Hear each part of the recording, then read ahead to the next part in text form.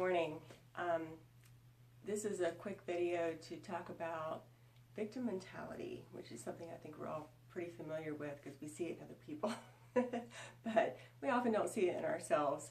I was a victim of victim mentality, my own victim mentality years ago, and it's very interesting how the mind works. Okay, we all, we all need attention, we all need love. But the way our subconscious mind may create patterns or ways of getting what we perceive to be love and attention, or to maintain an identity that we've created for ourselves, can be rather complex and at times dysfunctional. Okay, so I'll give you an example from my world. Growing up, one of my parents was a bit volatile, shall we say. Had some anger management issues, and the other parent was, like the together one, the suffering saint, the martyr. That's at least that was my perception, shall we say. That doesn't mean that I'm right. It's just that was my perception. Now, growing up in any household, those are the examples of how to be in the world. If you've only ever seen chocolate and vanilla ice cream, you don't even know that strawberry, pistachio, or other flavors exist. So if these are your two examples of how to be, subconsciously you kind of pick one or the other. You identify with one or the other. Am I going to be like parent A and be, like the rageaholic, so to speak? Or am I going to be the together one? Well, in my subconscious mind, I chose to be the together one, which then I interpreted as being the martyr, the suffering saint. I know it's pretty gross, but our subconscious mind is just always doing these things outside of our awareness. Well, here's the catch, okay? If I'm the together one, how do I maintain that identity? Well, I have to be with somebody who's not together, who's got issues. So this works on a couple of levels, okay? This works because we're sending that out into the, that frequency, that radio wave out into the universe. And then we're attracting people that are a vibrational match for that. That's how the law of attraction really works. We've talked about in another video how the law of attraction really works.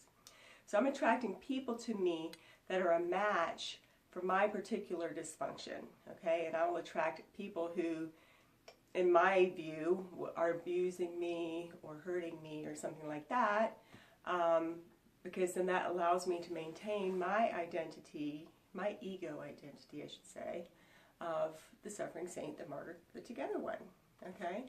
So I will attract those people, but then I will also act in ways, or be my energy, my attitude, my words, everything about me will be putting off this energy of I'm the together one, which of course is going to trigger some negativity in the other person, because they're going to feel like you're thinking that they're inferior or they're not good enough, and then they're going to react to that.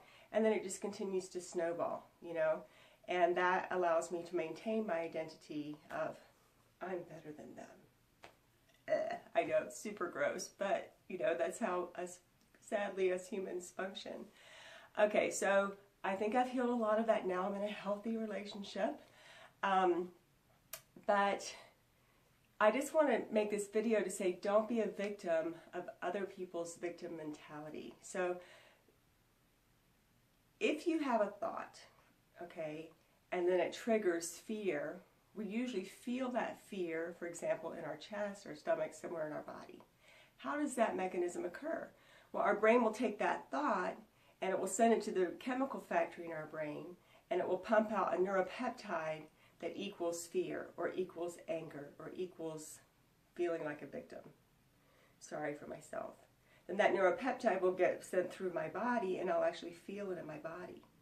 Now that becomes a feedback loop. Now I'm feeling it in my body, and my, then I'll start to even have more thoughts that match that vibration, that chemistry, that feeling, okay? And it will escalate. Now if we do the same thing, if I always if my rage is my go-to emotion, sadness is my go-to emotion, feeling sorry for myself is my go-to emotion, my cells will actually create more receptor sites for that particular neuropeptide, and I can get addicted to that emotion. if you watch the movie What the Bleep Do We Know, they did a really great job of showing this and explaining this.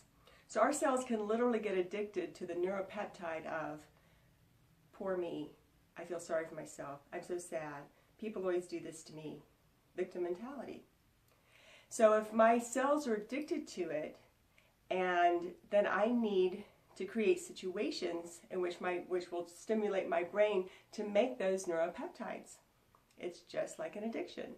So I will create situations to make myself the victim.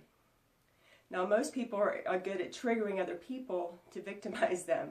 They'll say something rude, they'll do something mean, they'll do something that will cause the other person to react, because we're only human, right? And we react when people treat us that way. And then they will use that as fuel for their fire to say, oh, I can't believe you said that to me. I can't believe you did that to me. And then they go into victim mentality. And then their brain goes, and then it creates those neuropeptides and it gets to the body. And in a really twisted way, it satisfies something inside of us and those cells that are craving that feeling, that way of getting attention. Now I have a story to tell. Now people can feel bad for me. They can commiserate with me. They can empathize with me and make me feel loved and get that attention. And that's my way of getting love and attention.